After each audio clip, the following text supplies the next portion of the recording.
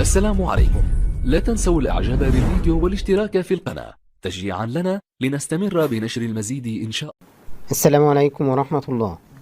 تشكيل الأهلي لمواجهة سان جورج الآن: محمد الشناوي في حراسة المرمى، علي معلول، محمد عبد المنعم، رامي ربيعة، محمد هاني.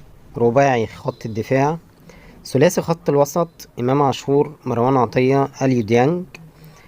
ثلاثي الهجوم: حسين الشحات، كهربا، وبيرسي تاو. ده بالنسبة للتشكيل اللي هيلعب المباراة بعد قليل. موعد المباراة 8 مساء اليوم 24 سبتمبر الأحد، في دوري أبطال إفريقيا، استاد القاهرة.